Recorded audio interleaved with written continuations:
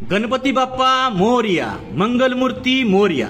गणेश चतुर्थी म्हणजे प्रत्येकाचा आवडता सण आणि या सणावेळी प्रत्येकजण आपल्या घरी करतो ते सुंदर असा देखावा, सजावट. आज आमच्या घरातील ही गणरायासाठी केलेली छोटीशी सजावट आहे ती मी आपल्या पुढे आज दाखवतोय. तर चला बघूया. सजावटीचा विषय आहे सण 12 महिन्यांचे, सण संस्कृती जपण्याचे.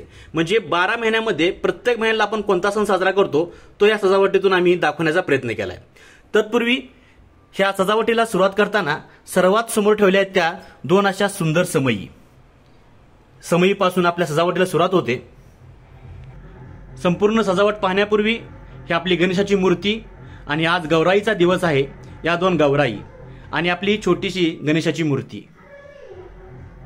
गणेशाच्या दर्शनापासून आपण सजावट पाहायला सुरुवात करूयात.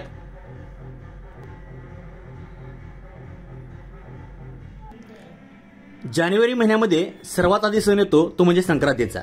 त्याची ही केलेली छोटीशी सजावट यामध्ये तुम्ही बघू शकताय की बुंडुकली किंवा लोटकी आपण ज्याला म्हणतो ते इथं मांडलेले आहेत आणि त्याला छोटासा नैवेद्य देखील दाखवलेला आहे. तर जानेवारी महिन्यामध्ये संक्रांतीचा सण आपण साजरा केला जातो.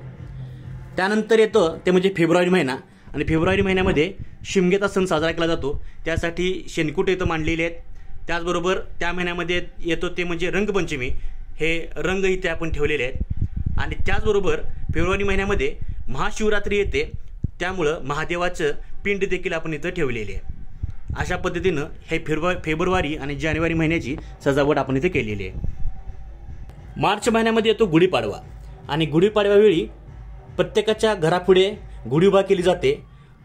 मराठी नवीन वर्ष. तर हे छोटंसं टुमुकदार घर आणि त्याच्या बाहेर उभा केलेली ही गुढी. एप्रिल महिन्यामध्ये हनुमान जयंती साजरी केली जाते आणि हनुमान जयंतीचा हा इथं आपण देखावा केलेला आहे. मे महिन्यामध्ये एकादशी येते आणि या एकादशीमध्ये विठू रखुमाईच्या दर्शनासाठी जात असणारे हे वारकरी, त्याचबरोबर हे वारकरी बैलगाडीतून आपली दिंडी नेत आहेत आणि विठुरायाच्या दर्शनासाठी जात आहेत. तर मे महिन्यामध्ये विठुरायाच्या दर्शनासाठी जाणारी ही एकादशीची वारकरीची दिंडी आपण या देखाव्यातून दाखवण्याचा प्रयत्न केलेला आहे. जून महिन्यामध्ये येतो तो महिलांचा, गृहिणींचा आवडता सण वटपौर्णिमा.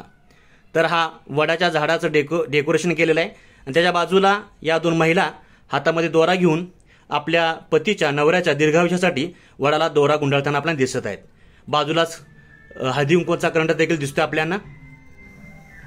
जुलै महिन्यामध्ये येतो तो म्हणजे बेंद्राचा सण. बेंदूर, सर्जा राजाची बैलाची जोडी आणि शेतकऱ्यांचा सण, आपल्या सर्वांचा सण हा बेंदूर इथं साजरा करताना आपण दाखवलेला आहे. त्याचबरोबर ऑगस्ट महिन्यामध्ये येतं ते म्हणजे नागपंचमी. नाद निराळा 32 शिराळा, असे 32 शिराळा असणारा, जगामध्ये फेमस असणारा शिराळा आपल्या जिल्ह्यातील ही नागपंचमी सण आपण साजरा केला दाखवतोय. आणि ऑगस्ट महिन्यातच येते आणि ऑगस्ट महिन्यामध्येच येते कृष्ण जन्माष्टमी.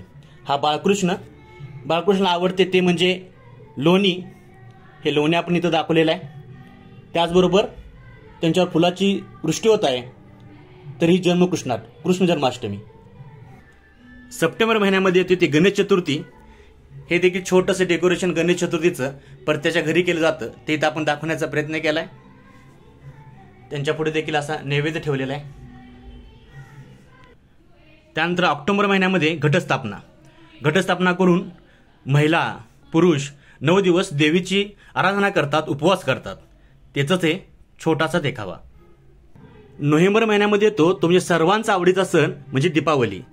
हे दीपावली छोटंसं घर, ह्या घरापुढे असणारी ही गाय वासरू आणि या घराभोवती केलेली ही दिवाळीनिमित्त आपण खास करतो ते लाइटिंग आणि घरापुढे असणारी ही छोटीशी तुळस.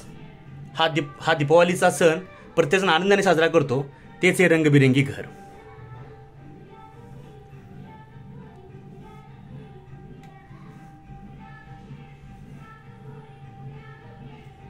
ह्या दिवाळीनिमित्त प्रत्येकजण आपल्या घरी करतो तो म्हणजे फराळ, लाडू, शंकरपाळी, चिवडा, रव्याचे लाडू, चकल्या, खाजा, शेव असं विविध पदार्थ सणाला केले जातात. आणि डिसेंबर महिन्यामध्ये सर्वात शेवटी जे उत्सव होतो तो म्हणजे श्री दत्त जयंती.